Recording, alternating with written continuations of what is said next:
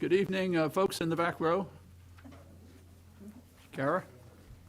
Oh, well. The hour of 6 p.m. having arrived, I call to order this regular meeting of the Municipal Services, Facilities, and Infrastructure Committee. This meeting is being broadcast live on the City of Keene YouTube channel and channel 1302.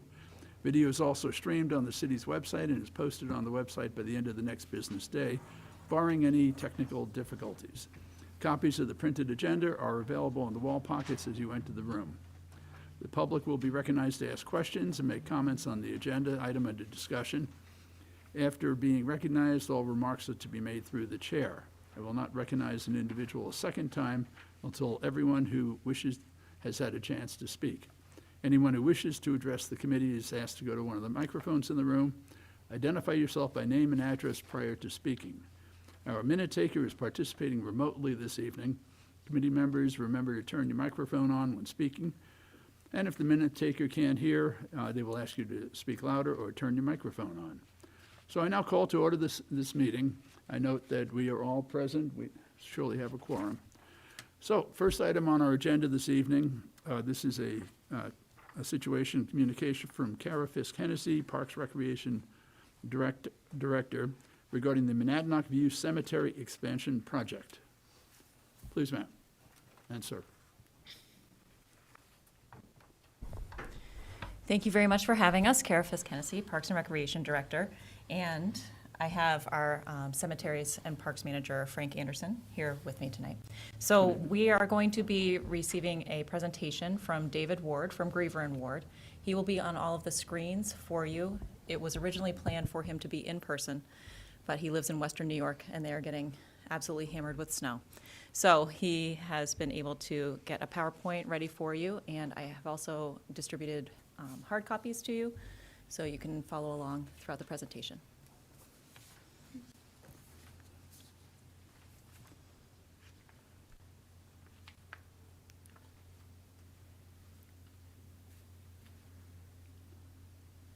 Hi, Dave, you should be all set. You're on. No sound here. No it sound. says.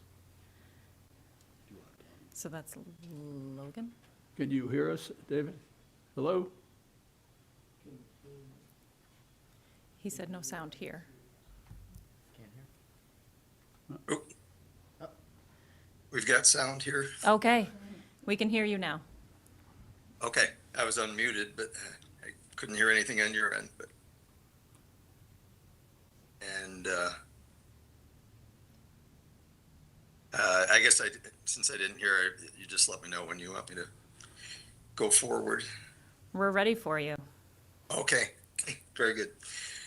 First of all, thank you for taking time tonight to review this planning effort that we've been involved in. I'm going to kind of just quickly give you an overview. I know you've got other things on your agenda of the planning and what's going on. And I'm going to hopefully do a better screen share than what we had this afternoon or this morning. Let me just...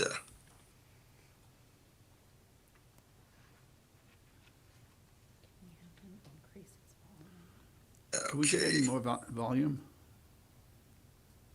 Let me try getting a little bit closer. Yeah, Turn I'm your trying microphone to up get more. Yeah, we'll try that. Yeah. Can you hear me now or Barely. barely? Okay. I got the microphone, I think, up. 1 second, please. Let's see. Yeah, unfortunately, that's about as loud as it'll get. I'll just speak up a little bit better. I'm going to try and grab this screen share. Again, I've been kind of strong here. We can see it. Oh, Oh, you can see it? Okay, Yes. that's a good sign. Okay, all right, we'll go with that. You don't need to do the other. So anyways, thank you. And our reason for being invited to be involved in this was that we specialize completely in cemetery design and planning, work mainly through the Northeast and Eastern U.S., but basically worked in just about every part of the country, going back about 50 years when we started specializing with cemeteries. And we're very grateful to have been invited to submit a proposal on this back in February, just about a year ago. Back in June, we were authorized to go forward with the master plan and site, or in May we did, and then site visit in June on a very hot June day, which is hard to remember right now where we are. And the thing that was different about this project, it was unique and nice as far as the planning work goes, is that you have a large area, a little over 9 acres, that's in the frontage of the cemetery. And it's not unusual to have some space that's not been used in the front, but not usually this magnitude. So it's a nice, very visible site from the outside and of the property. And the things that were somewhat unique in this case is that you got very good quality land. A lot of times the land in a cemetery that's towards the end is, or the last part of it is some of the toughest land. You got very flat ground, obviously, which is good for operations. And you've also got very good soils that are highly drained, which is good for cemetery use. The only issue will be probably turf maintenance with irrigation, but it's a good situation overall.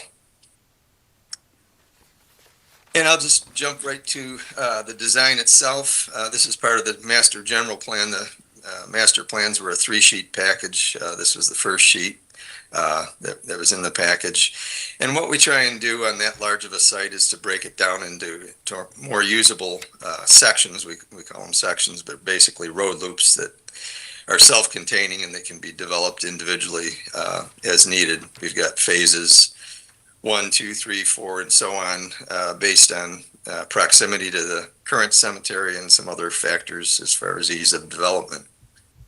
And each one of those phases, we've projected a number of graves, just as a benchmark in knowing what your future will be in terms of availability. This is a rendering, an aerial rendering of the design itself. And one of the things we felt was particularly important on this blank canvas, so to speak, is to have a strong focal point or a nucleus for the design. And we did that by including a circular, almost a roundabout road system here with the other sections radiating out. And the thing that we felt would be a good feature and also a practical one, this is looking out back towards Park Avenue, is what we refer to and is called in the industry a committal shelter, which is in this case a gazebo, open-sided gazebo. The purpose of it is that a lot of cemeteries are starting to have committal services for burials in a central location rather than at the graveside because of liability of poor weather conditions and things like that. So you can hold the services for the family in a central location, and then the actual interment would be done after the service is over. So it's got a practical point. It's got some visual attraction, and we've also looked at enhancing it with some radial columbariums, which are basically niche cabinets that people purchase one niche at a time. They're granite covered, basically like a honeycomb interior, and then the names are either engraved or put on the outside of the niche as a possibility for memorializing.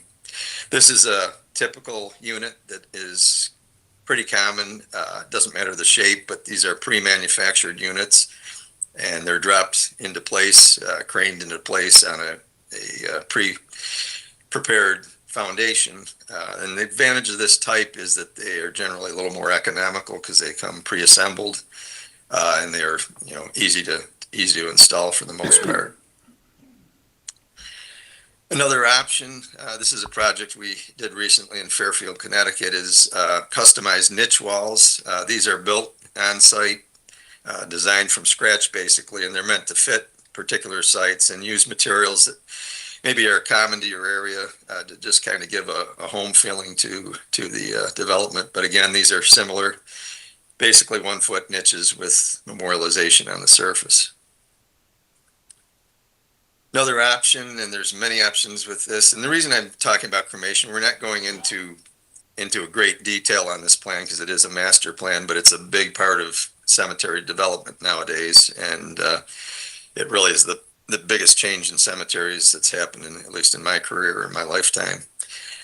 This is a niche or a memorial wall. Basically, the interments are made in the ground in front of these memorials, just another option. And then in New England, we've been designing these cremation gardens for a great many years, probably 30, 40 years, even before they became more popular.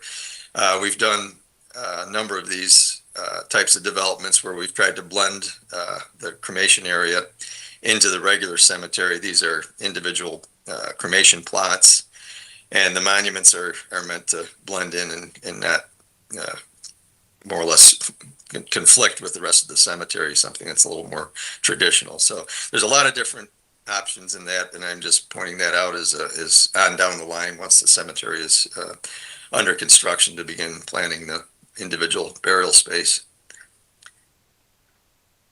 We did, as a part of this, a master grading and drainage plan, and now this is schematic drainage only. It's not designed at this point as far as detail. But what we're trying to do with the grading is two things, simply to make sure that water runs off to the roads where it's collected by the drainage system. But it always looks a little bit nicer to lot owners to have these elevated panels of space. These are 1 or 2 feet above the road, so that the lawn areas are not just an extensive flat area, but have kind of an elevated appearance to it. People just really seem to appreciate that when they buy lots. And it also, like I said, it directs water and helps with the stormwater management. We've shown a series of low points and high points in the road system, and at these low points, there's about 6 of them. We hope that you can get involved with infiltration of stormwater, dry wells or leach chambers that put stormwater directly back into the subsoil. You've got the soils for it if they're correctly identified.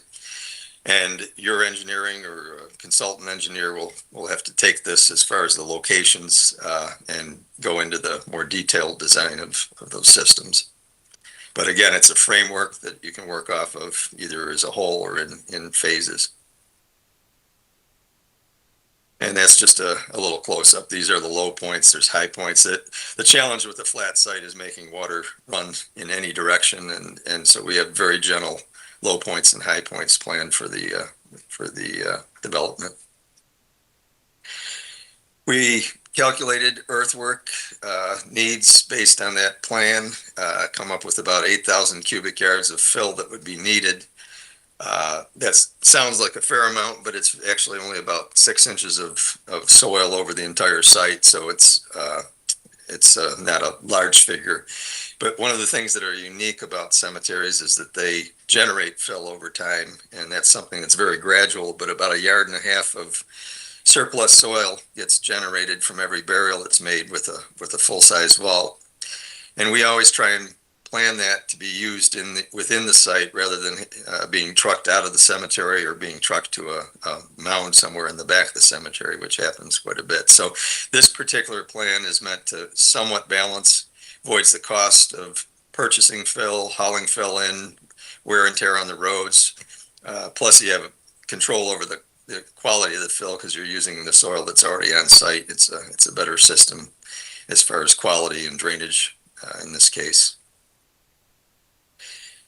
One of the things that we were asked to include, and we would have probably suggested, I'm sure, even if it hadn't been requested, but was an alternate entrance exit, controlled exit. This is obviously in the center of the master plan, your current entrance over here. And these are good for a number of reasons. They can be used for exiting funeral traffic to kind of keep the flow going through the cemetery after funerals. Mentioned this morning, somebody brought up the fact that there's a lot of walkers and that use the cemetery, and that might be a good gateway for them to enter rather than competing with traffic. And I think a good thing would be to also consider using it as a future primary entrance. It's better to just have one primary entrance And the day may come when you are fully into this area, that this becomes the primary entrance, and possibly your current entrance would be the controlled. And by controlled, I mean there's a gate that's closed most of the time, and the cemetery has the option of opening it up or at a given event. The only difference is, and this is a cemetery that we designed from scratch not too long ago. You're going to use probably a wider road if it's going to become a permanent entrance, usually decorative gates, and we use wing walls and signage that's often mounted on those walls that can be backlit and so forth. So there's a lot of possibilities with that, but I think by keeping the options open in this area for the future, use it for a temporary controlled exit entrance now, and then in the future possibly become the main entrance. As far as projections, one of the advantages of the master plan is that we can project numbers of interments over the years, and we come up with about 5,700 graves. If it were to be done like this, I think the actual total interments is going to be much more because of the growth of cremation.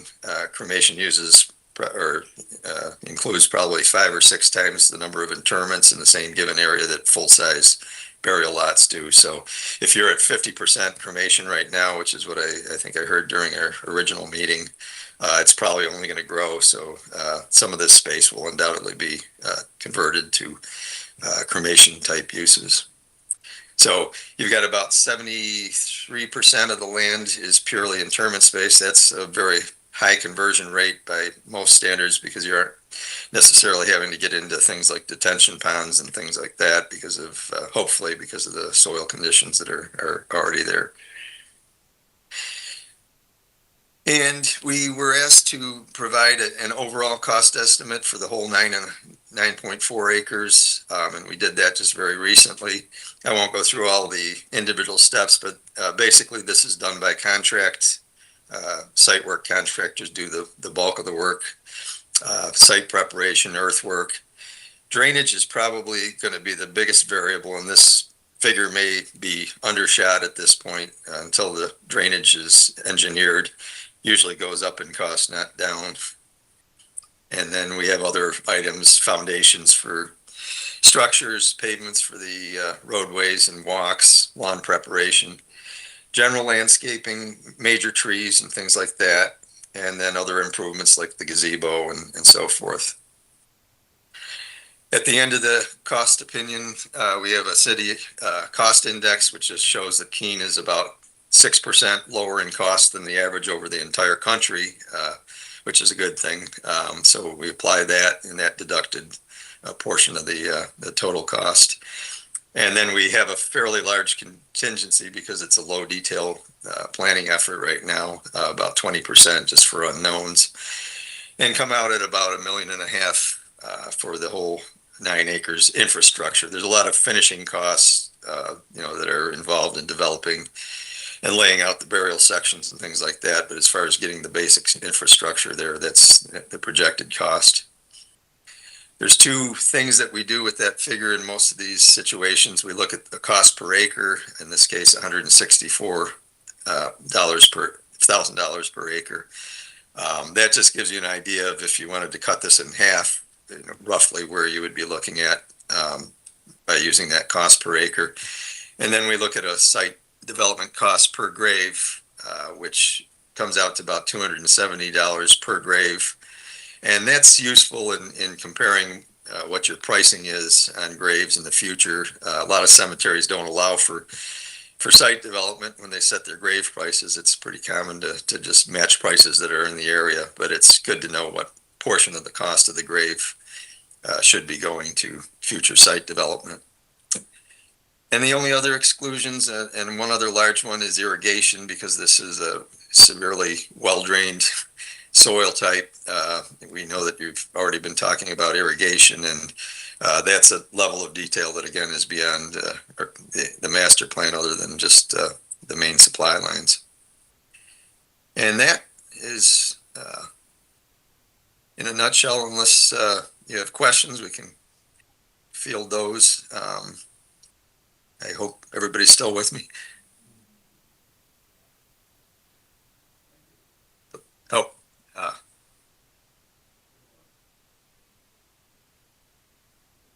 I assume you can still hear me, right?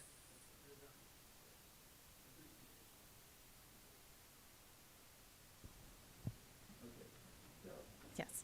So the reason that we wanted to bring this to you is because through MSFI, we need to identify the different infrastructure changes that will be happening within the city limits. And the Monadnock View Cemetery is an area that we really do need to focus on because we are running out of space very quickly. We currently have, and please correct me if I'm wrong, 2 cremation spaces left in our burial area right now. And how many full body? 39. 39 full-body burial spaces left. That excludes the Jewish section. The Jewish section, we are actually in pretty good shape. There's about 160 in there. So when we talk about future planning, this plan, as it's depicted right now, would last us about 60 years, 65 years. And as Dave mentioned in his presentation, knowing that many of these full burial lots will be converted to cremation spaces would actually triple the amount of space that we have. We were able to present to the trustees this morning, so this will be a trustee-funded project and part of the CIP as we're moving forward. What does the trustee-funded project mean?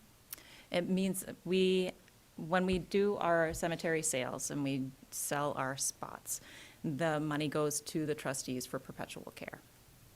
So the trustees have this pocket of money for instances like this. Okay. Anything, city manager? Okay. Committee, any questions? Anyone from the public have a question or a comment? Thank you. Wonderful. You have a very, very attractive cemetery. No, it's run very nicely and it looks really good. Thank you. Our team works very hard at it. Thank Yep. you. I'll relay that to them. Thank you. Okay, seeing no questions, a motion, please. Her first motion as a counselor. Move to recommend the acceptance of the Monadnock View Cemetery Master Plan Design as provided by Griever and Ward as informational. Second. Motion's been made and seconded, second by Councilor Favelis. Anything further from the committee? There is something further. I didn't say anything. I didn't second. Okay. All in favor? That is unanimous. I should also mention that at the next council meeting, I will be away, so Councilor Workman will be giving the committee reports. So, thank you. Next up, presentation, Public Storm Response, Public Works Director Don Lucier. Good evening. Thank you, Mr. Chair. Don Lucier, Public Works Director. With me tonight is Mitchell Smith, our Highway Operations Manager. And we're going to switch gears a little bit, talk about something a little lighter than the last topic. Not quite as grim. If we could bring up the screens. Hopefully. What's happening? Here we go. Signs of life.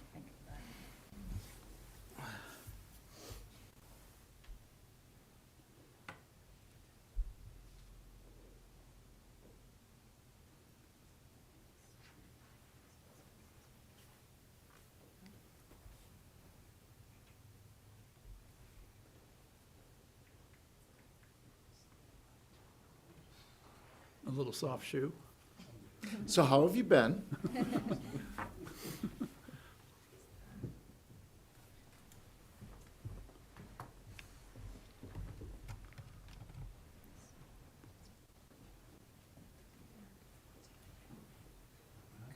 Maybe we should reboot it. Maybe. It's not showing up on the screen of the controller at all. Really? Try rebooting it. That was supposed to be a joke. All right. Well, we're gonna give it a try. It's the good old IT trick. So Mitchell, is there anything you'd like to explain to the committee? No, not really. How's the winter operations going? A lot of nuisance storms. You know, they just long, drawn out for 3-4 inches of snow. Yeah. Can you ad lib about the budget and how are we doing with that? So we started talking about that this afternoon. I understand there was an article, was it in the WMUR, talking about Manchester, New Hampshire being at like 90% of their winter operations budget. The good news is I think our budget is still intact in terms of where we are. My guess is that some communities around the state probably looked at like the last 3 years of winter operations and said, oh, we haven't been spending our budget, so we're going to reduce the budget. And it was an easy place to cut, and now they're realizing that weather patterns don't follow what's in the budget book. The bigger concern I expressed to the city manager today, right now there's, across the region, there's a little bit of a shortage when it comes to rock salt for snow and ice control.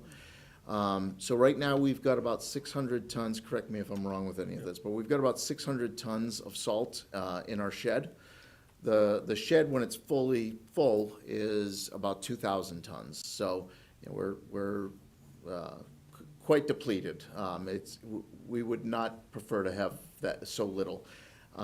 Mitchell actually ordered 1,000 tons Yeah. about 2 or 3 weeks ago.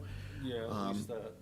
We got some of that, about 400 of that, but they didn't have any more to send us. So typically, we get our salt from Portsmouth. There's a big depot there by the seaport. They are completely out. The backup was the same company, but they shipped some to us from their depot in Connecticut until that depot ran out. They are expecting a cargo ship to come in the next couple of days, and we should be, in the queue to get our delivery fulfilled when that happens. But right now, New England has very little salt left on hand. And I think it's, as Mitchell mentioned, we've had a lot of these freezing rain, couple of inches of snow, not really plowing it, but just using a lot of salt. And that's definitely been our experience. So there is a shortage there. I'm more concerned about that than I am with budget at this point. We have talked, with Mitchell and his staff about alternatives, like what have we done in the past when we got into this situation where we're running low on salt and whatnot. So, some options we can consider are calling in some favors from the New Hampshire DOT barn. If they have an ample supply, they may be willing to share some with us, and then we have our shipment delivered to their facility, to pay them back.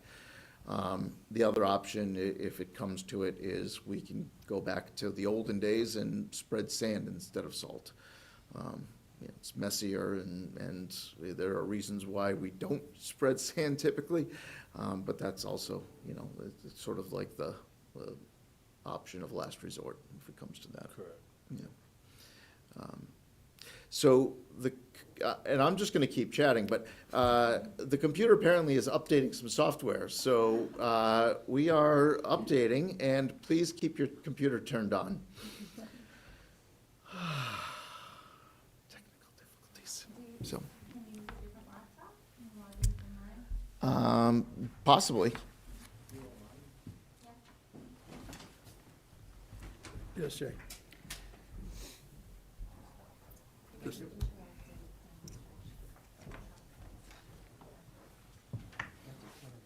Yeah. As that's pulled up, I wonder if one or two, and thank you, Mr. Chair, if one or the other of you could kind of address, so the kind of 2,000 tons, the 600 tons, that, I don't have any concept of what in a typical winter we're going through or what we have been going through. So for someone whose expertise is far from the highway division, can you kind of give a little bit of a sense of So this how is my depleted that is? first full year really doing it, so I don't have like an exact number.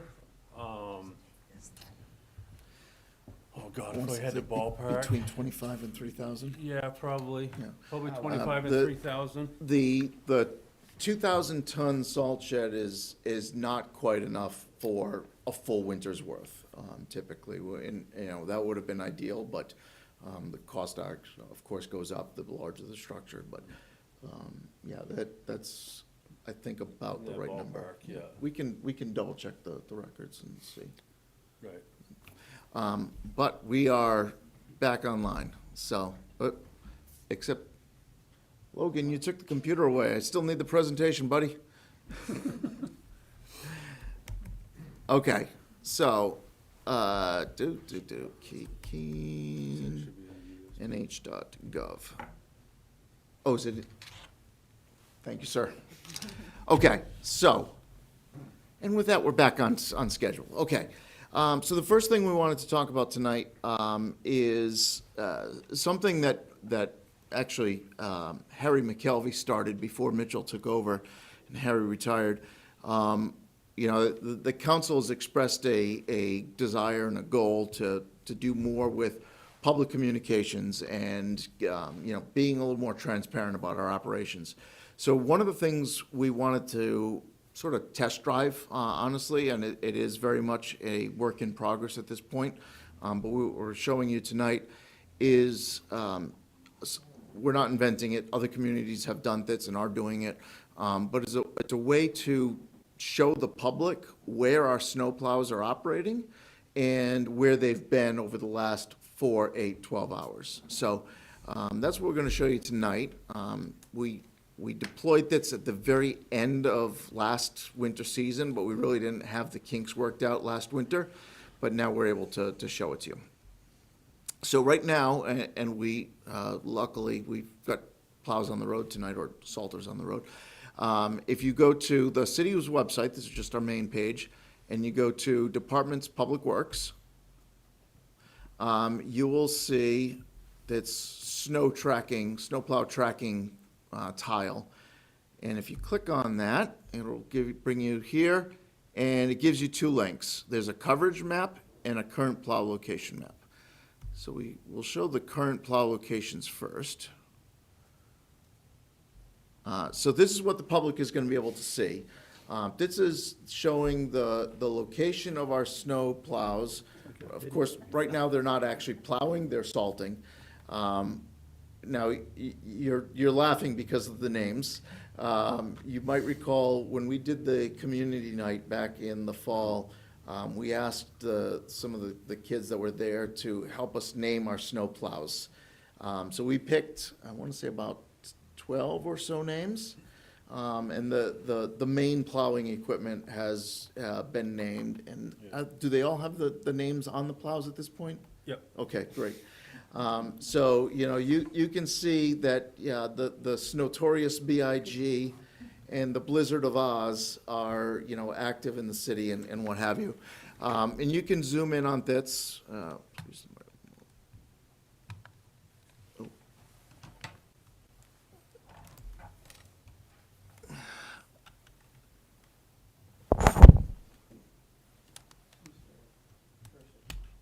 Yeah, I hate that thing. You can't zoom in and out with it. I'm going to break your computer, Andy, don't mind me.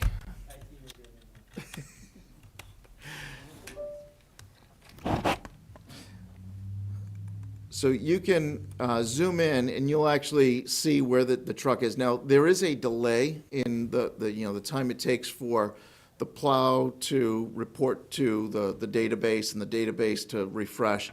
So this is like about a 5-minute delay, but you can see where the Snotorious BIG is currently salting on Elm Street. And the Blizzard of Oz looks like they're about to turn onto Davis.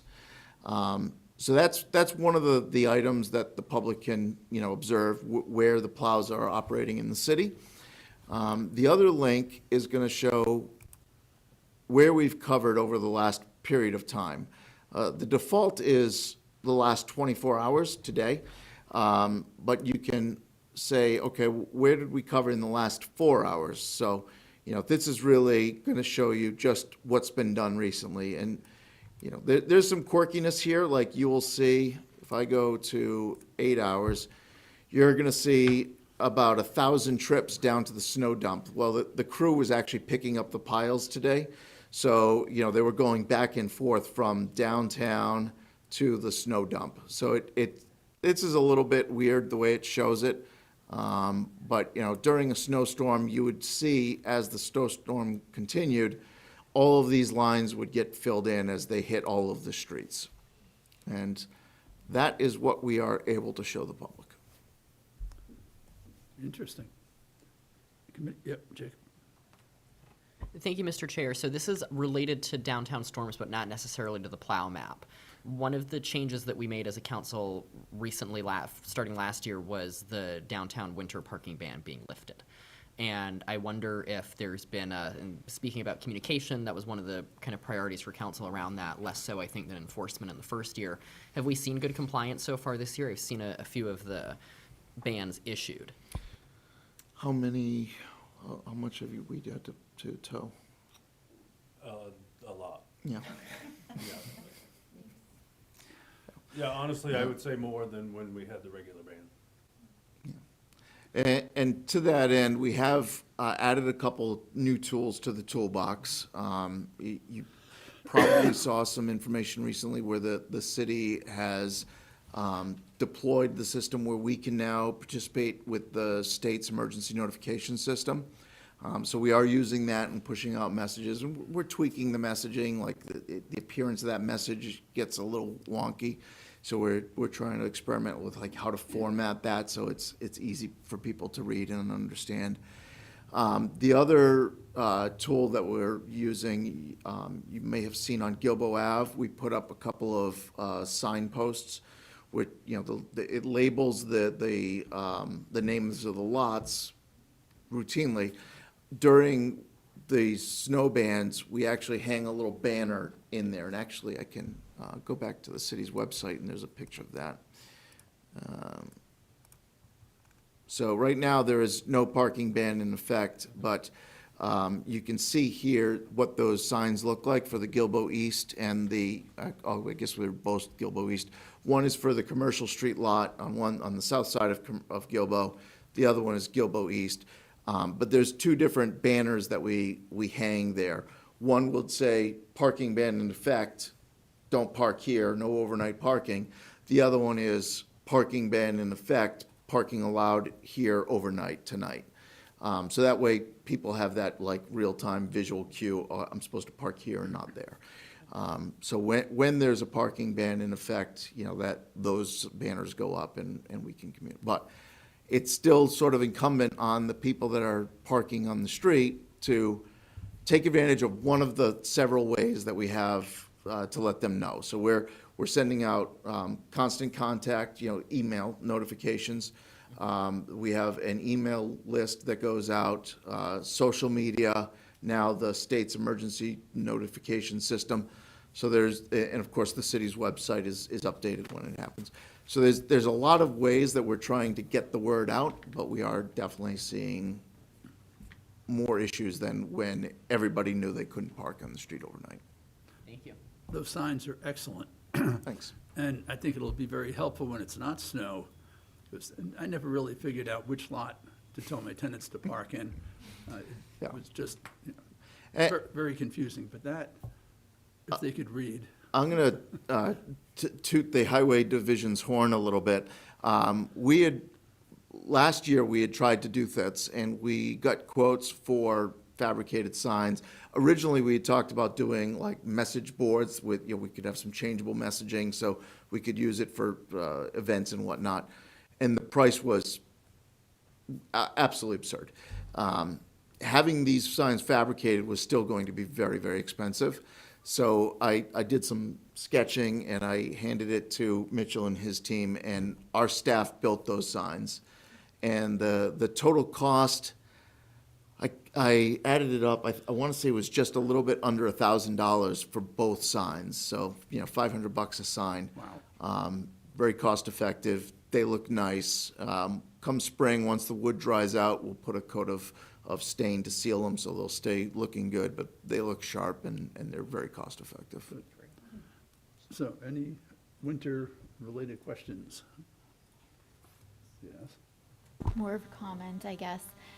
When I saw the two current plow locations and the plow map, coverage map, it wasn't actually what I expected. When I looked at the plow locations, I sort of expected to be able to see where the plow is coming from and where it's going to a little bit, what the route was.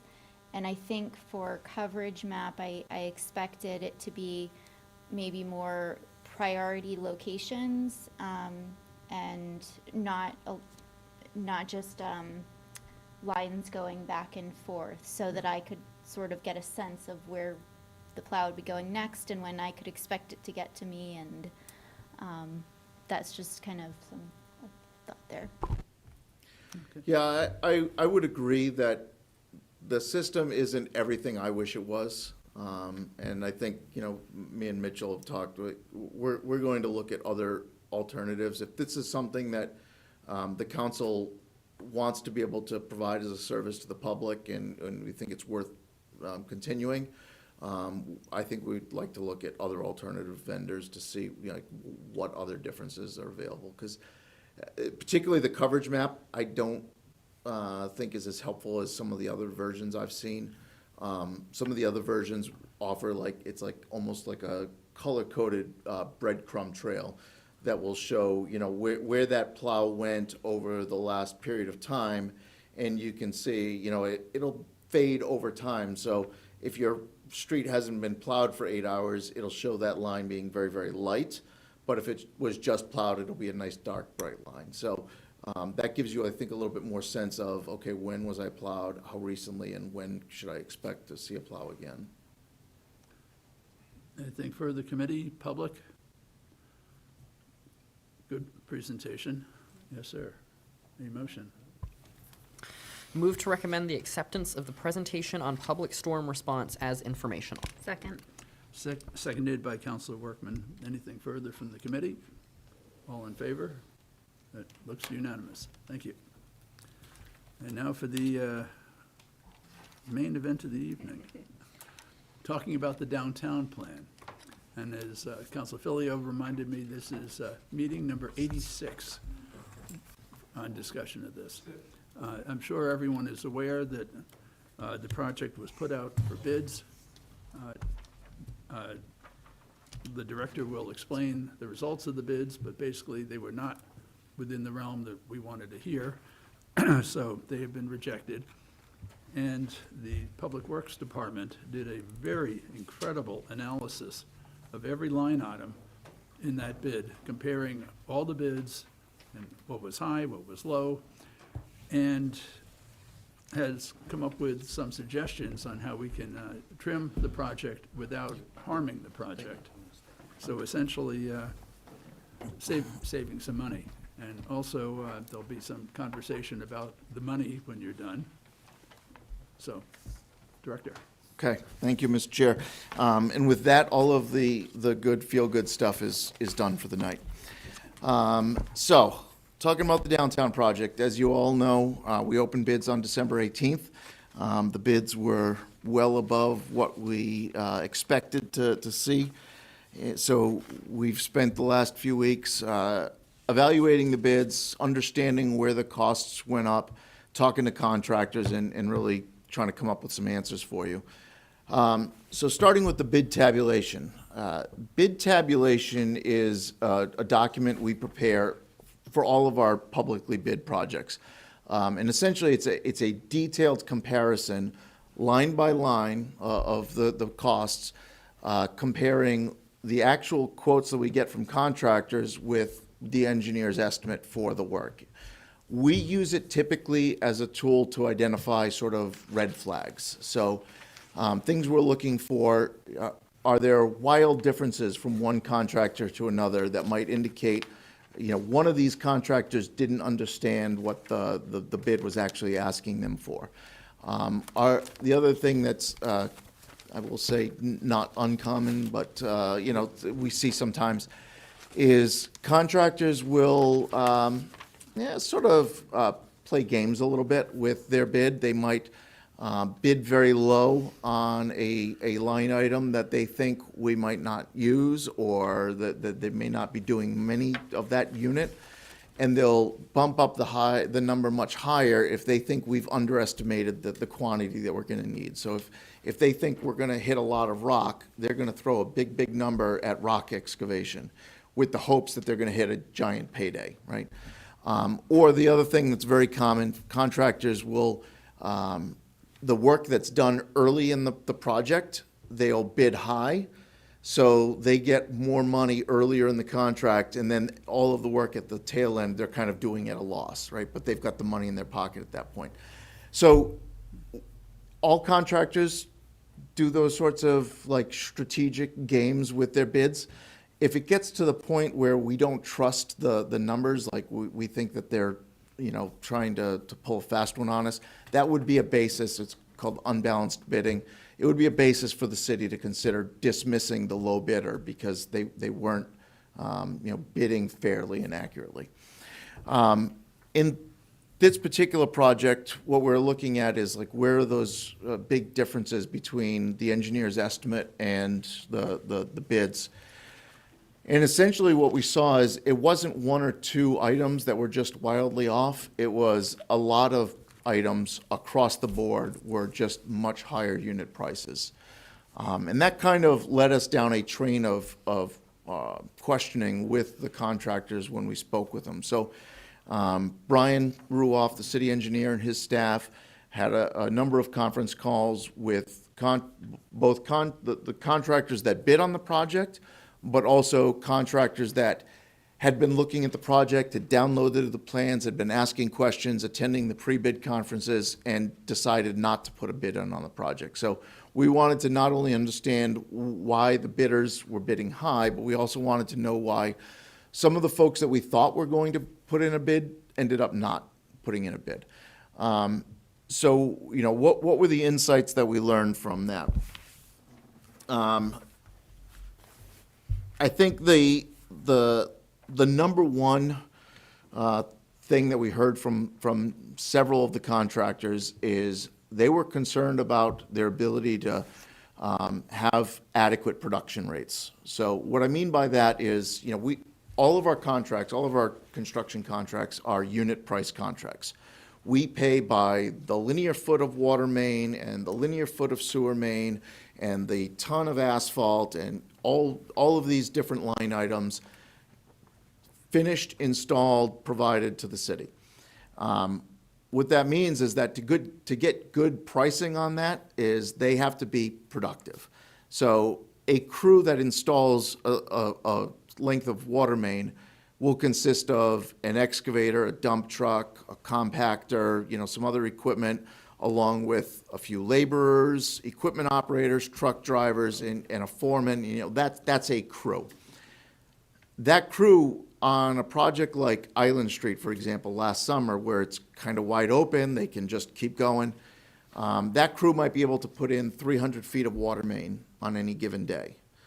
Here, what the contractors are telling us is they're assuming that they're going to be able to do about 100 feet a day max of water main. So because of that, the number of competing utilities that are crammed into a confined space, the distance between intersections where they've got to change traffic control patterns, the coordination with adjacent property owners and whatnot, all of those restrictions and difficulties of working in a condensed downtown environment mean their production rates are going to be much lower than they would otherwise be.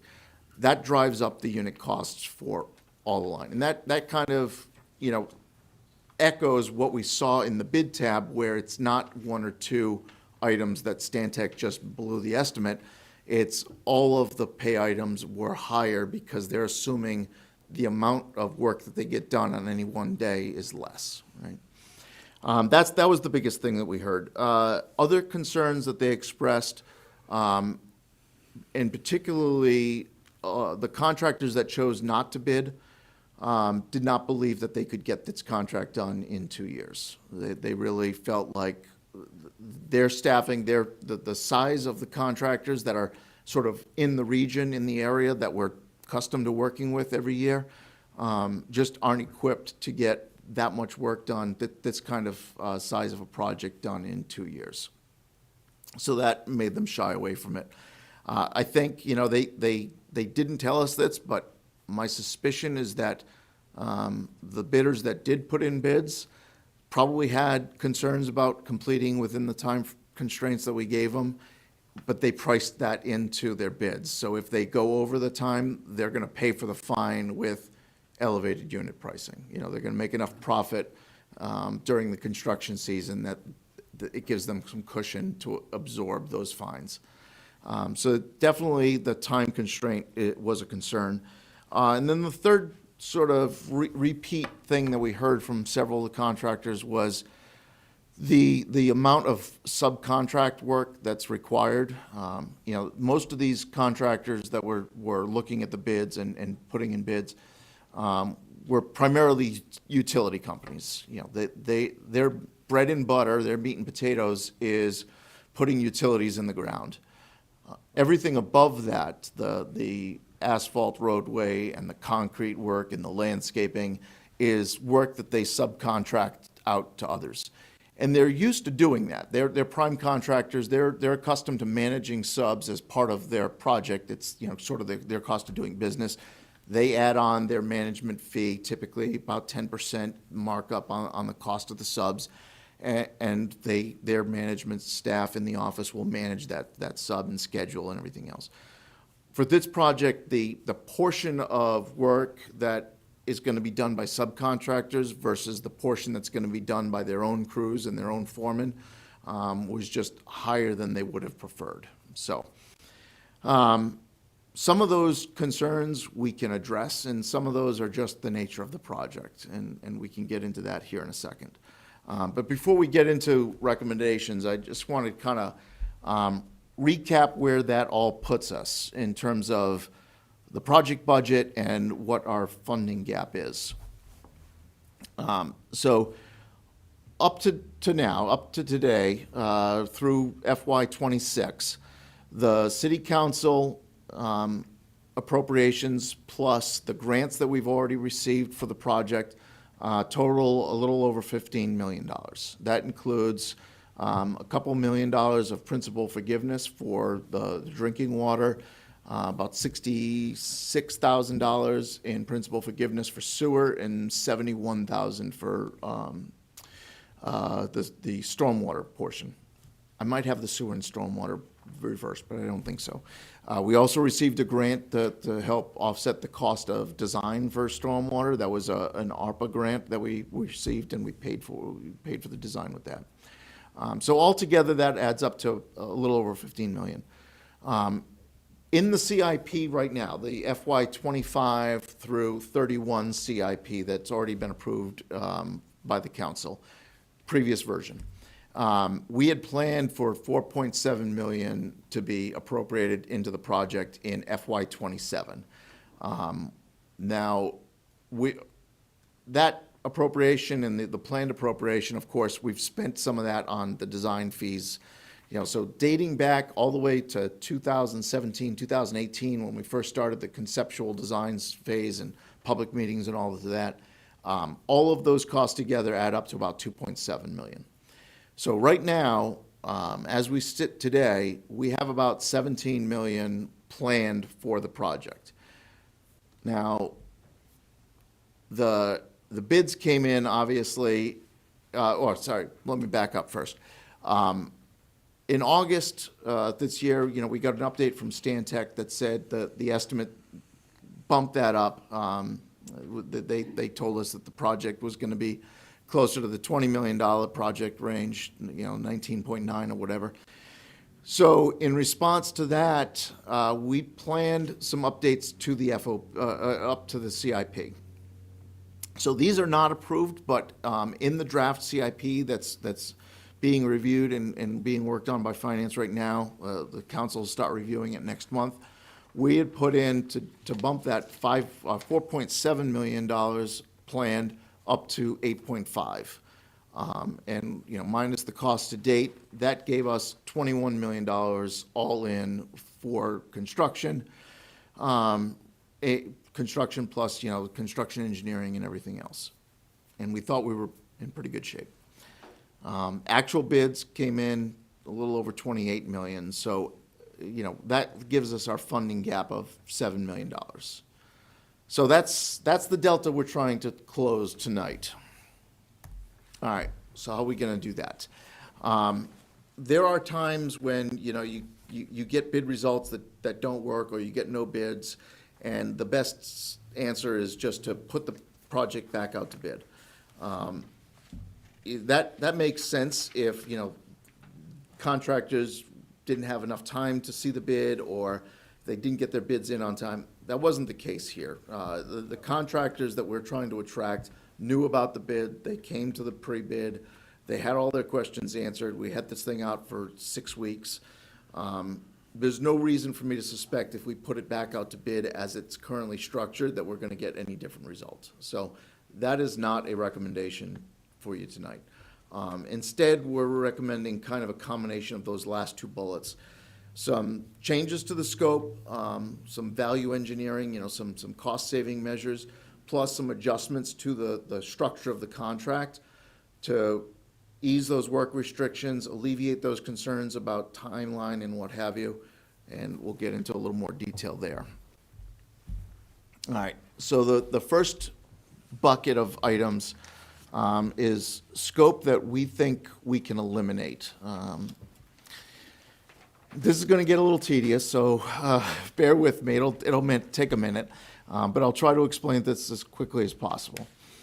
The first two line items here, and I should note, the counselors have sort of a condensed table with the next few slides on it, but I'm going to go through it on these slides one by one.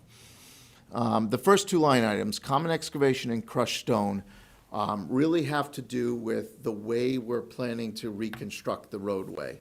So this is a cross-section of the road from the design plans.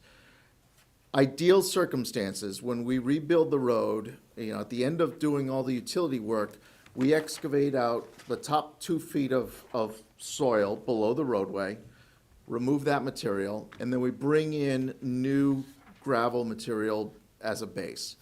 And the advantage of that is, those new imported, what we refer to as imported gravels, they're gonna have known engineering qualities. So we know what the compacted density of that soil will be. We know that it's going to bear the traffic loads in the future, what have you. Once you dig through it and you kind of stir it up with the underlying soil, the quality of that gravel, the ability to resist rutting and settlement over time is a little bit diminished. So we had originally planned this as what we refer to as a full box reconstruction. Remove 2 feet of soil, bring 2 feet of new gravel in. Instead, what we're recommending is we would still replace some of the gravel, just not all of it. Instead, we would essentially rototill the asphalt surface into the underlying gravel, about 8 inches of that. That's what the process we call reclamation. We reclaim the surface, add it to the gravel, use that as future road base, and then import like another 8 inches of new gravel below that or above that. So we would still have everything fine graded, compacted, and we'd have good quality gravel below the asphalt. It's just not as much new gravel. But those two line items, just by reducing the quantities, we can save over $1 million just by that change alone. The next one, temporary pavement. We talked about this earlier in August when we had the cost estimate update, and I argued that that's not something we should probably do, is to eliminate that. As a matter of like business, suitability and making it easy for people to get around downtown, managing dust and ruts and inconvenience to the public. I think we want to keep some of it, but the contract as we previously bid it assumed all of the surface would get temporary pavement 4 inches thick. I think we can cut that about in half and just use it a little more judiciously. Where we really need it to maintain, reasonable traffic pattern, not have a lot of ruts, manage dust as best as possible. But we could save a couple $100,000 by just reducing the quantities that we include in the contract. managing it a little more judiciously. Similarly, for uniformed officers, so traffic control is basically done by either police officers with their cruisers or traffic control staff, flaggers. And you've all seen flaggers on job sites. You typically see them in the orange vest holding the stop-go or stop-slow paddle. Hopefully they're not listening. I will tell you that generally flaggers do a better job of directing traffic than the officers do. Their focus is more on moving traffic versus, the police officers. The advantage that the police officers have is they come with a cruiser, blue lights. They certainly command more attention and respect from the traveling public. So there are times when we're absolutely going to need the officers, particularly here in Central Square when we're doing the signal system. We're going to need some of those, but we can cut that down from, we had budgeted basically 2,000 hours of police officers for the project. If we cut that about in half, we can save about $100,000. So I think that is reasonable, and we could still manage traffic safely. Next item is lighted bollards, and I've got another graphic for you for this one. These lighted bollards were planned to use at some of the higher volume crosswalks, basically here at the head of the square and down at Railroad Square, crossing from Railroad to Gilbo. They throw light, obviously, and they are lighting up the crosswalk, making it more visible, but they're predominantly as aesthetic features. And actually, you can see here in this photo, there is another street light, regular size street light on the side here, as well as right here. So that there's going to be plenty of street lights to illuminate the area. The lighted bollards were predominantly aesthetics. Now it's the cost for that in the bid was about $131,000. We can save about $80,000 by reducing that and just putting in standard bollards, for traffic control. We still need to have something there to keep traffic away from those spaces. They're also serving to keep vehicles from driving into Railroad Square, for example. But we can definitely reduce that and save quite a bit of money that way. The next one kind of breaks my heart to be recommending this, honestly, because I think it would have been a really nice feature, but the plan called for granite seating walls around the landscape beds, and here's a graphic of that. So this is in Railroad Square, and you can see, you can see my mouse here. You can see and that's here's a landscape bed, and on each side of the landscape bed there's large granite blocks that are there as seating. And I think they'd be beautiful, they'd be attractive. But altogether, throughout the project, there was about $175,000 worth of those granite blocks. I think that goes into the column of really nice to haves, but not an absolute must have. So our recommendation is to put that into the contract as a bid alternate. And if this next round of bids comes in with attractive pricing, then it's something we can consider adding back in. And then the last thing on eliminations is bid alternates, actually. You remember when we were going through this whole process, there was a number of items that the council wanted to include in the contract as alternates, so we could get pricing and know if they were in the budget or not. I think we're at the point now where we can safely say that compacting trash receptacles is no longer an option. So, that I think we just take out and not let the bidders worry about it. We just know we're not going to do it. Similarly, the shade structure that was proposed for Railroad Square, I think it would be lovely to have at some point in the future, but it's something that we could easily add later on, and have it at a lower cost if it was done as a separate contract, not as part of this whole big thing. So I think for the next round of bids, what we'd like to do is just not include those, just move on from them. Okay. Any questions on these items before I move on to the next bucket? Well, I have a communication from the mayor, a couple of questions, if I could find them all. We were talking about eliminating conduit Yep. and also the removal of pipes. So that is not one of the deletions. Yeah, so that's not one of our recommendations. It is something that we looked at. So the first one is the conduit, the spare conduit. The city has a dig once policy, and the goal is when we're doing something like this, when we're doing an infrastructure project, we put in everything that we're going to need, and we don't have to come back in the foreseeable future. So as part of this project, we had included 2 empty conduits basically wrapped around the perimeter of the project, up one side of Main Street, across a square, and down the other. They would have, so it's 2 empty PVC conduits, 2 pipes in the ground, along with a handhold that you could access those conduits basically at every intersection around the perimeter.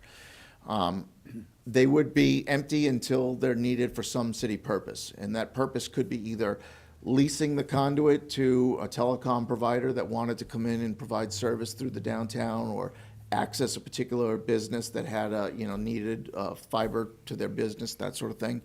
But they would be spare conduit for future use. So that was one thing that we looked at, and I don't have that number with me. I believe it was 90,000 was the cost for all of that infrastructure. The other one was the removal of pipes, and we talked about that as well in August when the price update came up. And I recommended then that it's fairly common to abandon pipes in place. To basically, we would cap them, like, so if the water main is going to not be used in the future, we would cut it where we don't need to dig it up, put a cap on it, and just leave it there.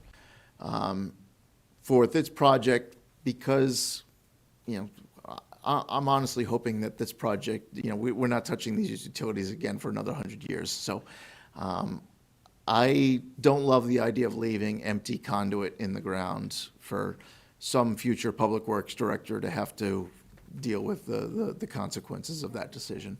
Pipe, What did I drainage say? pipes and. Oh, sorry, yeah. So we did think about that, and we talked about it. There's a savings of not chasing those pipes, but it's not a recommendation at this point. Okay. And the final question from the mayor is about contingency. What percentages? So there's no contingency per se in the bid. There are items in the contract for allowances. So for example, there's an allowance that protects the contractor if there's a significant change in the price of liquid asphalt. So, the price of oil spikes up after the bids get opened. The contractor has a little bit of protection knowing that he'll be able to adjust his cost for asphalt and for diesel fuel based on the delta between where the price of oil was on the day that he submitted his bid versus where it is when he's doing the work. Basically, those allowances, they work out to our benefit because the contractor has to price that risk in. If he doesn't have that protection, he has to assume, well, what could happen? Well, I think that, prices could go up 20%. So I've got to assume that I'm not buying asphalt at the price I could buy it today. I'm buying it at some future price. Having that allowance just gives him a little bit of protection, and therefore he's not passing on that risk to the city. Okay, thank you. And that allowance goes both ways. If the price drops from where it is when he opened the bids, then we get that benefit as well. Thank you. Yep. Thank you, Mr. Chair. I have a two-part question. So first of all, the pipes in place question. So if that were to be a recommendation, you mentioned an unspecified kind of cost saving. Yeah. Can you? Yeah, I believe that price was about $99,000. Okay. And then the second part of that question is, other than the future Public Works Director in hopefully 100 years, is there any other kind of infrastructure or engineering reason that we couldn't leave those? No, it's really not an engineering concern.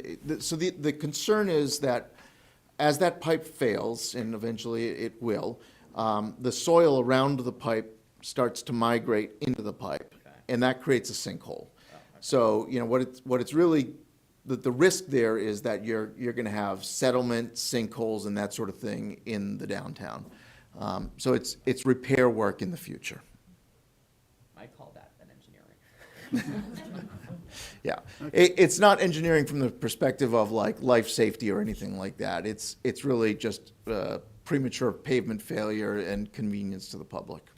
Thank you. Onward. Okay. The next budget or next bucket of items I want to talk about is scope that we can defer. And by defer, you can see in my notes there, I indicate either some of these things I think Public Works staff can handle more cost effectively outside of the contract. And some of these things can be handled by a separate contract down the road, and be a little more cost effective that way.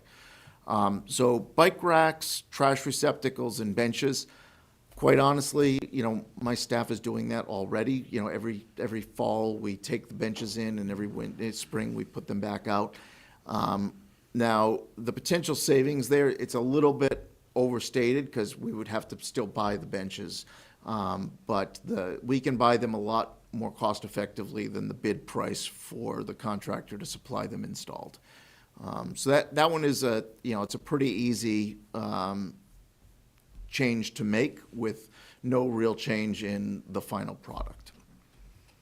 The fountain, the cost, the bid item for this was $90,000 for the fountain work. And as much as I want to see that fountain change, I think that's something that could easily be postponed and done under a separate contract at a later date.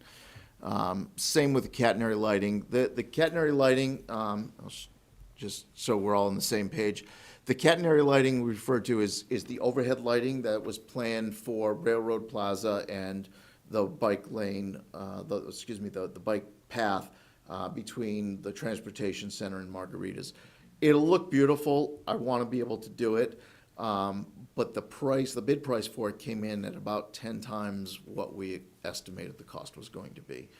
And I think this is definitely one where the bidders just didn't want to be bothered with it. So I think we could get a much better price if we put in the poles under this contract, so the foundations and everything is there to do it.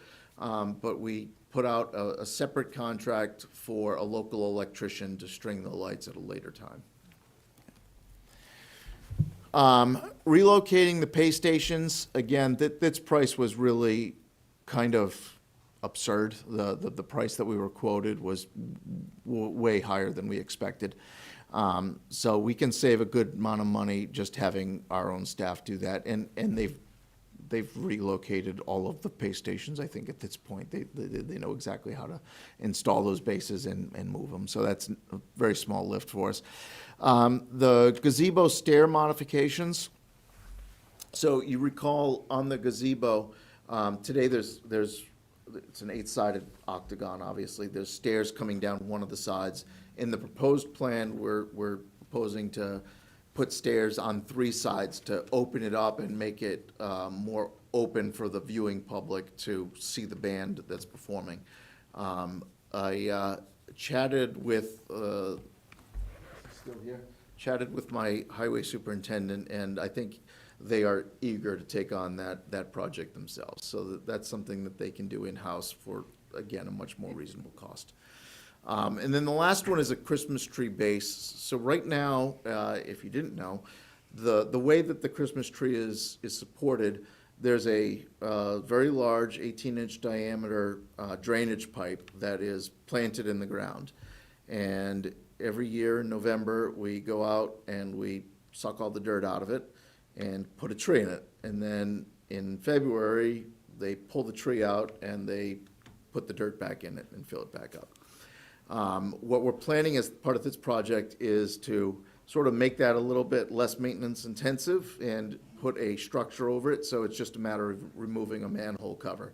But again, it's not a big item, it's $8,000, but we can do that in-house at a fraction of the cost and have the same result. Yep.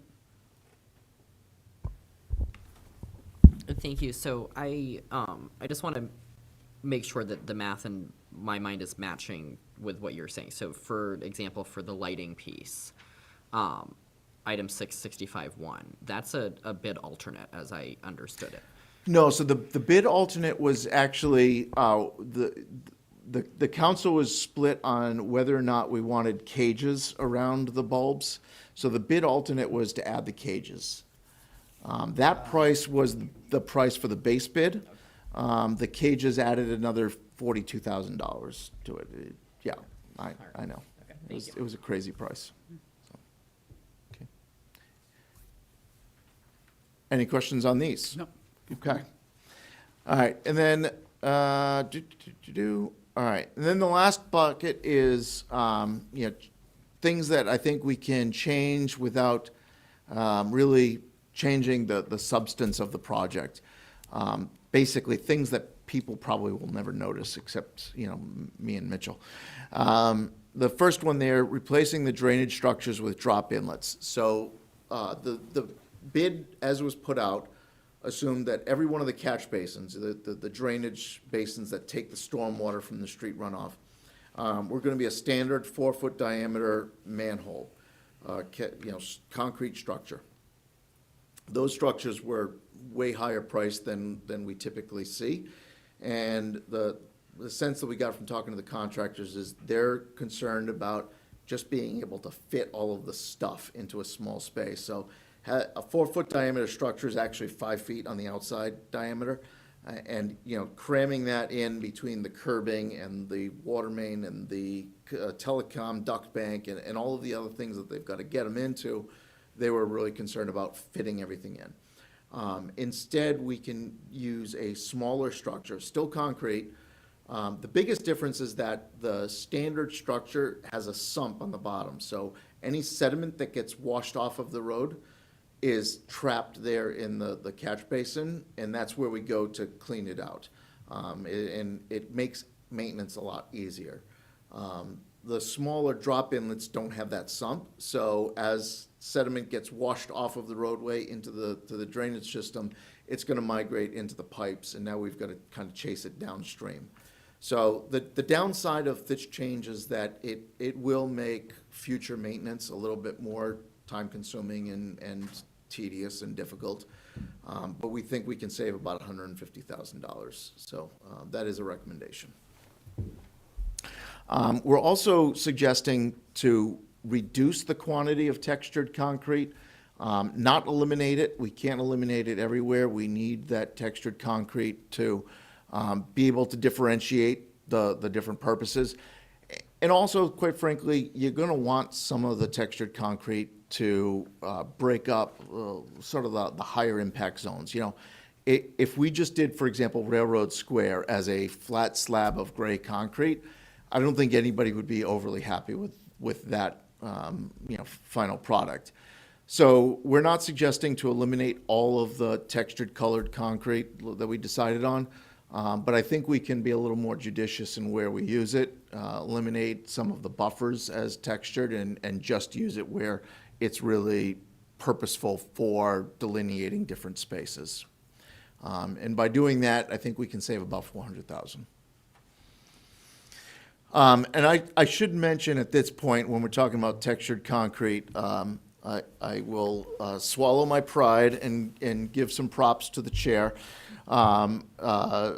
Councilor Greenwald suggested during the design process that we look at what's called exposed aggregate concrete, something he had seen in application in Montreal, was it, or Toronto? Someplace in Canada. Yeah, one of those countries. what we actually found through the bid process is that treatment is much more cost-effective than the stamped patterns. It's more of a process of washing off the concrete from the aggregate that's in the mix versus, an extra step in the process. So it was a relatively small premium to do that treatment. As a result, and I know this question will come up from the public, is, well, why not just eliminate the bike lanes?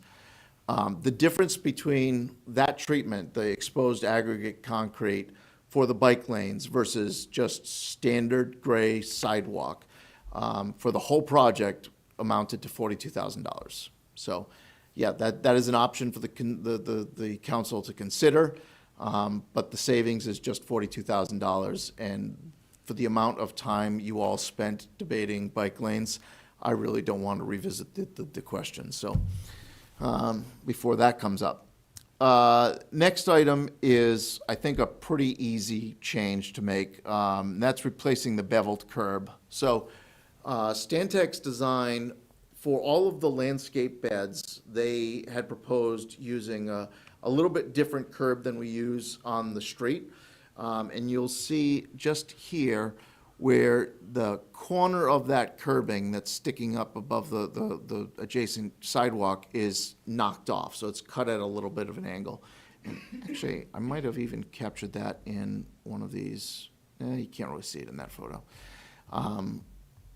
But that's the difference. It's really an aesthetic treatment. It would look very nice, a nice polished, sort of finished look to the curbing versus just a square piece of curbing. But for $159,000, when we're in a mode of having to save money, I think that's a reasonable sacrifice. So the next one is, it's interesting. The cost in the bid for a field office. This is an office where, the contractor keeps his plans, his records. The inspector has space to keep their files and all of their daily reports and do their computer work and if it's inclement weather. $75,000 was actually right in line with what we expected for a bid price. It's a pretty reasonable price. But if a downtown property owner was so accommodating and offered a space to provide that office, it would be a savings that we could enjoy. Pretty likely. That's all I'll say about that. That makes the project.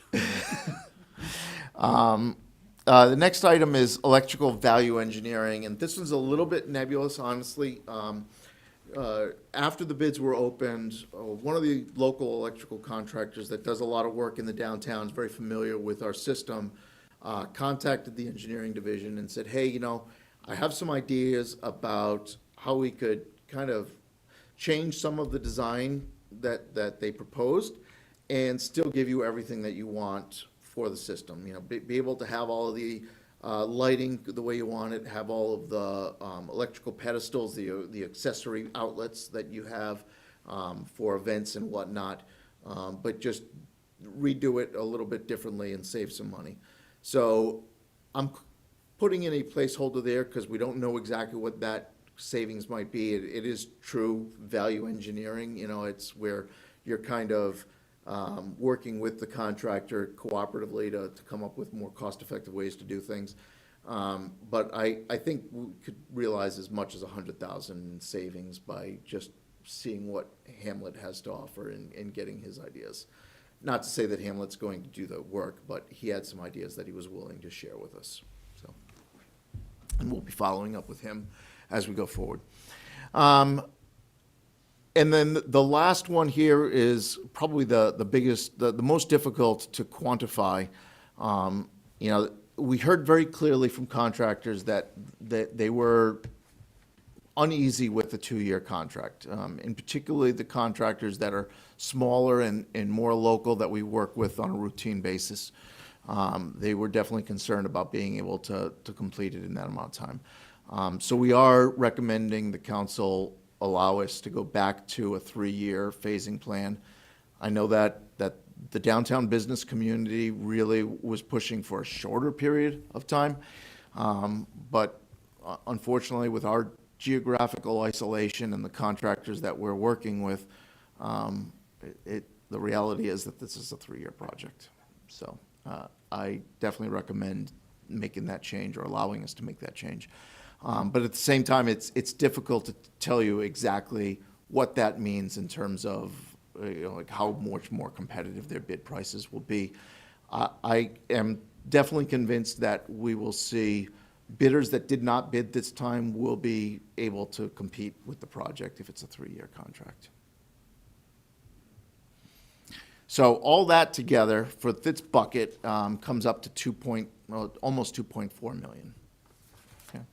Any questions on this bucket? Our sheet says 2.8. We don't have the What's yours say? we don't have the 3 years. Oh, Yeah, you're right. There's a mistake on the summary sheet doesn't include the reversion to a contract, 3-year contract. So the total for the 3 buckets, this isn't going to match what's on your sheet. I apologize. Bad summary. 1.6 from eliminating scope, 370,000 for deferred work, and 2.4 for those changes to the design contract, material changes and whatnot. So yeah, I apologize that the summary sheet I gave you wasn't updated with the last number. So that potential savings, we think we found about 4.3 million in savings. good job. Yes, Counselor. Thank you, Mr. Chair. So the 3-year versus 2-year, it started as the 3-year and then we went to the 2-year. And so going back to the 3 years, kind of going back to where we were. The easing work restrictions part, I mean, we've made some commitments around that in terms of parking spaces and that sort of thing, access to businesses. Is there a defined kind of what easing some of the restrictions looks like? I think we are going to be probably looking at allowing Saturday work as one option. And it, not necessarily that the contractor is going to do that, but it would be an allowable thing. And then the amount of work to be done, we'd already talked about making it 50 spaces instead of the 25, and we would definitely do that. All right, thank you. So 4.3 million in savings. Recall, we started out saying that we had a $7 million funding gap, so we're not quite there yet. So we have some recommendations for additional funding. And that's, it pains me to be recommending this, but I think it's where we are. The city council, through the CIP process, appropriates between 1.3 and 1.4 million on average every year for road paving and preservation projects. What we're suggesting tonight is that the FY26 project be deferred, that money be reallocated to the downtown project. And as part of the FY27 CIP update, we would push off the FY27 work, and that amount of money would be pushed over into the downtown. So that adds another 2.7 million in funding to the downtown project without any change to how the taxes are going to be calculated. It's the same amount of spending that the city was planning on. It's just pushing it all into the downtown project. Any questions on that? No. Okay. All right, so now with the cost savings and the road rehab, you'll see we are, theoretically, if everything comes in the same bid prices, we are at a funding surplus theoretically. Of course, this is purely an academic exercise until we go out to bid again and get bid prices. But I think we're in the realm of being on target. Anything, anybody? Yep. One concern I have is I'm looking at right now the rendering for Railroad Square. Yep. And I'm noticing that most of this, what I see, won't actually be here. So this is where we have a lot of the benches, the lighting will be gone. And it kind of feels like, well, we're gonna just, it does feel a little like just paving it over. And I'm wondering, we have had discussions in general about sort of activating unused spaces. And my concern is that we may be creating a space with no identity. Valid concern. I would say on the benches, there are several of those granite seat benches that were planned in Railroad Square. We would propose that we would use just our standard city benches. If that ends up being the way we go, instead of the granite seat wall, there would be park benches in, you know, most of those locations. So that doesn't eliminate your concern, but it's how we would address it. On the lighting, what I would suggest and what we're planning, you know, with these recommendations is we would still install the poles for future lighting to be hung from. The lighting would go in under another contract separately, and hopefully that would be something we would do, you know, in the very near term afterwards.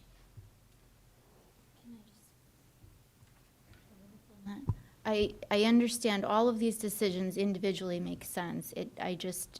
This space in particular, adding city benches, all of the structure of this space as it was designed seems like it would be removed. Because even with benches, they're not just about a place to sit. It creates, the way that it is now, it creates a certain structure. Were all of the granite benches, so I saw the quantity, I think, was 220 or something like that. Were those all intended, is that 220 benches, and were they all intended for this space? Is there any way that we can incorporate some? So that's actually, I believe, linear feet Okay. of the granite benches, and that's how it's measured for payment.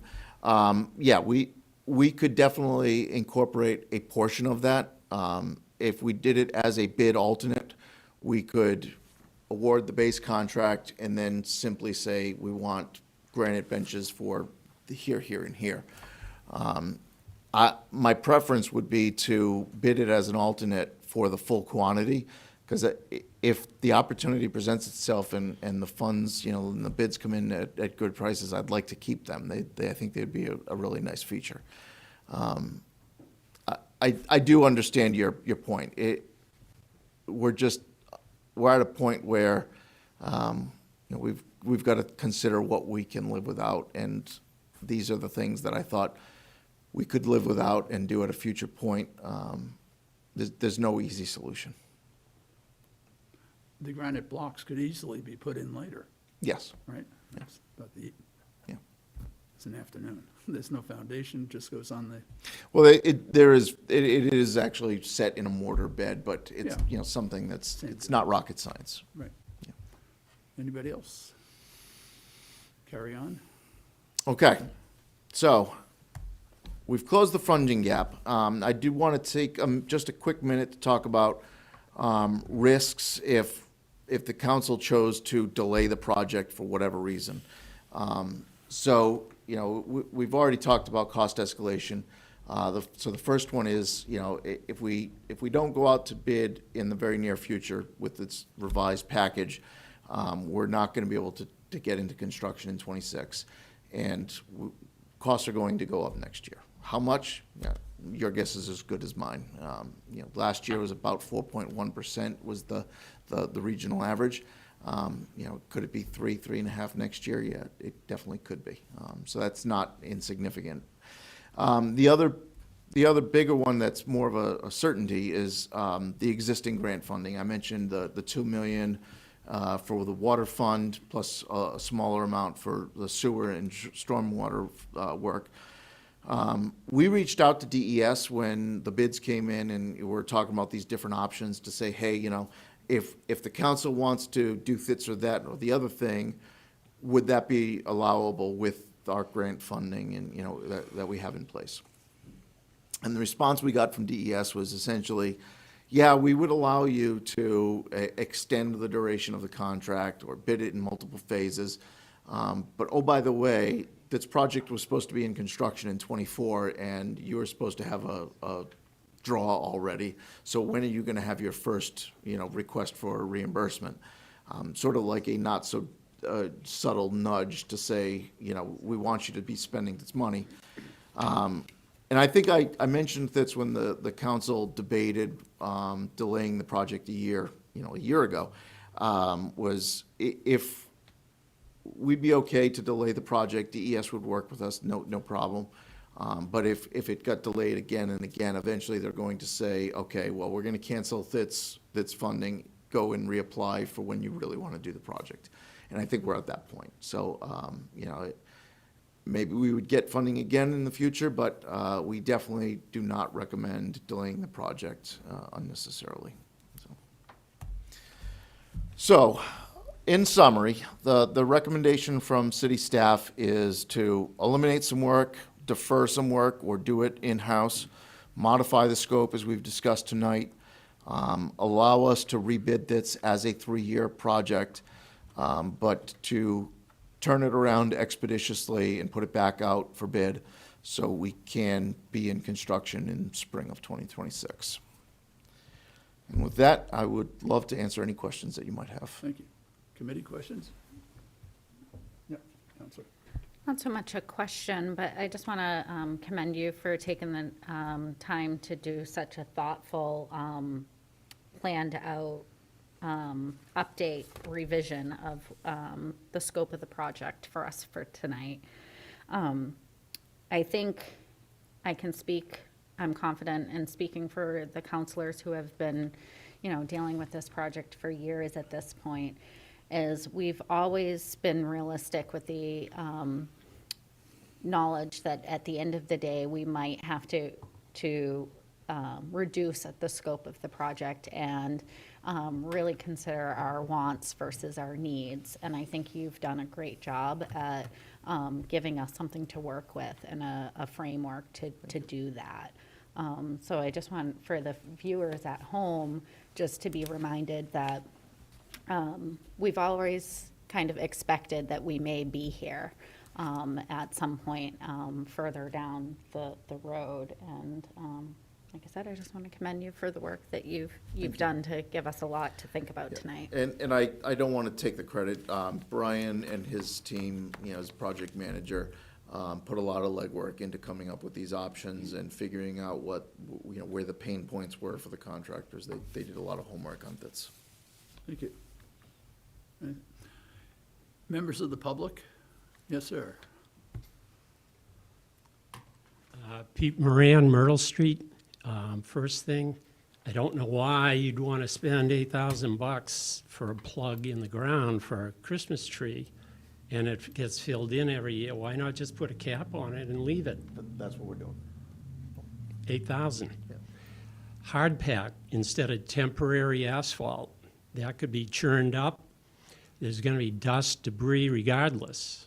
So forget the temporary asphalt and do hard pack. That is not dusty once it's wet. It sets like cement, and it's easily removed. For big savings right there. Those bollards at certain crossings, totally irrelevant. You have lighting already. You just do some very attractive downlighting off of the poles in those spots. Save a lot of money. What I didn't hear is there's still plans to put new lamp posts or use the existing, because that number was $250,000. Okay. Answer. Yeah, so, thank you, Mr. Chair. The plan was always to reuse the vast majority of the poles that are already in the downtown. Not the light fixtures themselves. Most of them, I mean, they've been there for a while now, and most of them are getting towards the end of their life, so we're planning to replace the actual light bulbs. But the lamp poles that are there, most of them are getting reused. The new plan has more poles than are currently installed, so there's going to be additional lighting, and those are a separate price for purchasing them versus just removing them and reinstalling them at a different location. Thank you. More ideas. Granite seating, what do you do with all the curbing that you take out? Why can't that be repurposed? It already is included in the contract, Chair, Mr. Chair, there's a line item in the contract for removing and storing granite curbing that's there.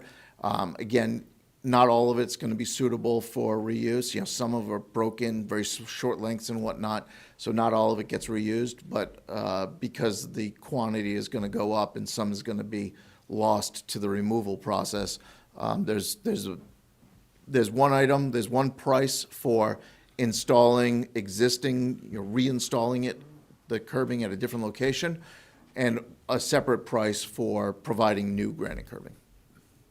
The point was reusing granite could be all sandblasted, use that for seating. Yeah, so, Mr. Chair, the granite seat benches that we're talking about were envisioned as like a very large block. You know, it's a solid block of concrete, not just curbing. There's nothing wrong with sitting on some curbing.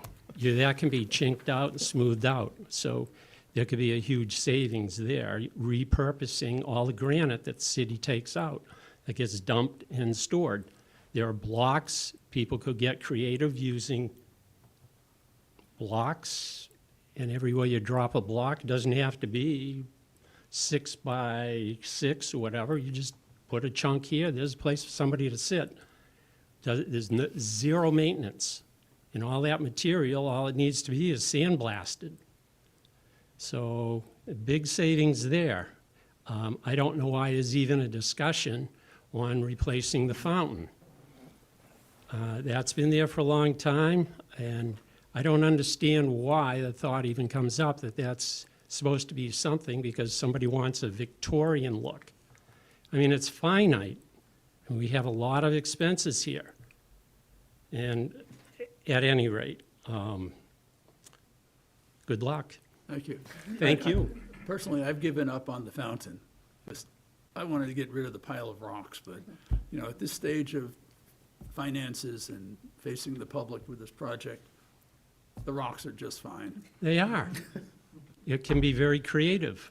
Yeah, well, Give it to the kids in high school, art class, say, go take a look at the pile of granite and boulders that the city's accumulated, and what can you do with that? yeah. Why not? The price is right, it's free, except for installation. One thing that hasn't been stated is you're talking about the highway department doing some of this work. How much of savings is that? Do you have a ballpark number versus when it's contracted out? You're saying, well, the city can do X, Y, Z, which probably is a good thing. But how much does that cost, which is not being included in your graph? Yeah, that Mr. Chair, if I may, that is a fair observation, and like I said, that the cost savings that are listed in the presentation are a little bit overstated, because, if Mitchell and his team are going to be installing the trash receptacles, they still have to buy the trash receptacles. They still have to buy the park benches. They're going to have to buy the material for the gazebo stairs. So, the prices that are listed in the presentation are the bid price for the low bidder. And obviously, we're going to have some costs associated with that. We haven't gotten to the point where we've priced out all of these different materials for our purchase costs. Keep thinking of more ideas and send them in. Thank you. Thank you. Thank you for coming. Yes. Thank you, Mr. One last thing. What's the purpose of all the conduit going around the perimeter of downtown? Why can't, if somebody wants some kind of technology, it's on them. Go satellite, put a dish on the roof. Why does the city have to put dummy lines and compaction. You have any thoughts about geofabrics to help reduce any settling in some areas? Thank you. Jacob? Thank you, Mr. Chair. I will just, as an initial comment, this is a lot to kind of take in and then make a decision on, especially given the time that this committee, the council, that past committees, that past councils have spent, on all the finer details of this. So I just put that out there, and I'll probably be continuing to think about this, as I imagine we all will, between now and when council meets, not next week, but the following week. Two questions. One that is from a question that Mr. Moran asked around the bollards. So I think I heard there's like a pedestrian safety aspect to that. I mean, how concerned are we about cars turning, driving into the stage, for example, up at? So you recall that the Railroad Square, Gilboa Ave intersection, that area, is designed as a raised intersection, right? So it's the whole intersection is at the sidewalk elevation. We have to have something in order to prevent traffic from turning into pedestrian spaces, to keep vehicles out of those areas. So the cost that I listed in the presentation is the delta between a lighted bollard versus a regular bollard. So we would still have that vehicle barrier, it just wouldn't be lighted. Did I answer your question? Yes, I guess that I'm just, when you say we have to have that, I guess I'm just thinking of like, do we have a lot of cases of folks, and I'm thinking less about the Railroad Square one and more about the one at the top of the square. I mean, are folks trying to turn onto the sidewalk there? Yeah, they're probably less of a concern. Railroad Square, I mean, it's basically adjacent to Railroad Street, and I could definitely see somebody trying to cut that corner, off and cut across the square or something like that. So there, I would definitely recommend having some vehicle barrier. At the head of the square, I think it's a good point. If you didn't want to have any bollards there, it's probably very low risk. Yes, Director. Thank you, Mr. Chairman. Andy Bohannon, Deputy City Manager. So somebody who managed that space for quite a while, actually, people who rent don't really think about it, and they just pull their truck up to unload their gear so they don't have to carry it from the curb to the stage. And I can assure, I know Mr. Smith in the back has probably repaired those ruts more times than he cares to, or repaired sprinkler heads. It happens actually more frequently than you think. It's in off hours, because that's when the bands would be preparing, that sort of thing. And you think about all of the number of pedestrians for the events that happen in that particular space. Public safety would certainly be priority number one on that front. Okay, I appreciate that. I did have a second question for the city manager.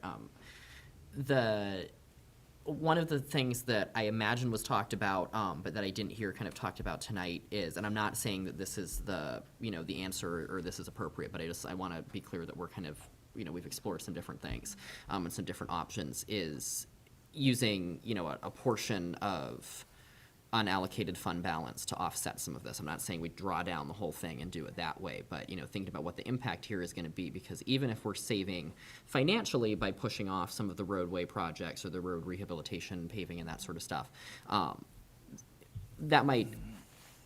the financial cost doesn't go away per se, right? The cost doesn't go away. There's an opportunity cost there. It still has to get done at some point. And so I wonder if there was any conversation about a way to kind of, even if it's one road that we get done, right? Just, doing no roads for 2 years is hard. Yeah, no, that's a really great point. And that is what we will be discussing when we do the CIP. So what we'll do is we'll take a look right now. We have several projects that are slated to use fund balance. And there's a potential for adding some more to that, yeah. Thank you. Yeah. Counselor? think I was going to sit there all night, did you? Randy Filio, City Councilor at Large. As someone who sat there for the first 85 meetings, I want to commend everybody, and especially want to commend Public Works and staff for really working hard at trying to get this to a reasonable, whatever the word reasonable is, budget that we can move forward with. Obviously, all of us have areas where we could see we might want something added. I can think of something that I'd want deleted. But with that said, I think it's imperative that this committee vote in the positive, the affirmative tonight, to get this project rolling. It's not to say that down the road there can be additions and deletions as we go, but I think once again it's imperative that we get this project on track and we can deal with some of the smaller details later. Thank you. Thank you. Anything further? Yep.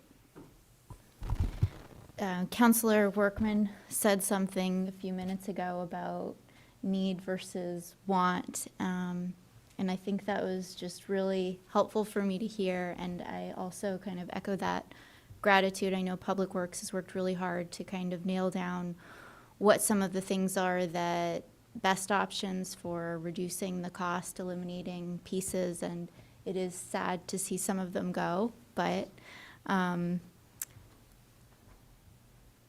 I know that Public Works makes beautiful benches.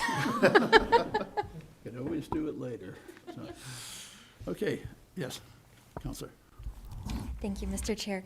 I just want to say I am really sad at some of the things that have to be taken away, but I do agree with what Councillor Filio and Councillor Tobin have said. I think it makes sense at this point just to get started, and hopefully at a future date we can add back in some of the dream items. Okay, thank you. Yeah. Just add to that point.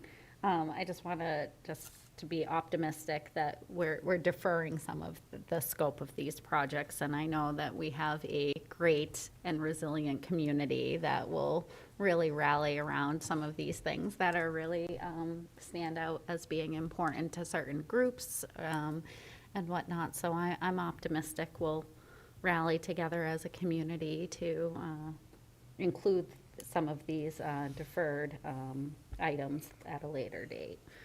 So. Thank you. Anything? Seeing none, a motion, Counselor Portman. I get the big one. I move to recommend that the city manager be authorized to do all things necessary to incorporate the scope of the work and the contract restriction changes into the downtown infrastructure project bid documents as presented, and to rebid the project for construction beginning in the spring of 2026. Second. Counselor Tobin seconds. Anything further, committee? And there is no, well, public. All in favor? That would be unanimous. Thank you, Mr. Chair. Thank you very much. Another little piece of optimism that when we go out and this is finally on the edge of being awarded, I'm an optimist, and I'm hoping that the contractor is going to work with city staff and come up with other cost savings, and we'll end up with a good project. It'll be great. Mr. Chair, and if I may, that is not atypical for contracts. Once the project is awarded, the contractors often have ideas about how they can do the project a little more cost effectively, how they could save some funds. And we'll negotiate those with the contractor. If they think they have a better way of doing it, then we're open to those suggestions. Okay, thank you. All right, so I thank everyone that came, staff, public, counselors, and committee, and we are adjourned. Thank you. Quick, 7:30, I was. Oh.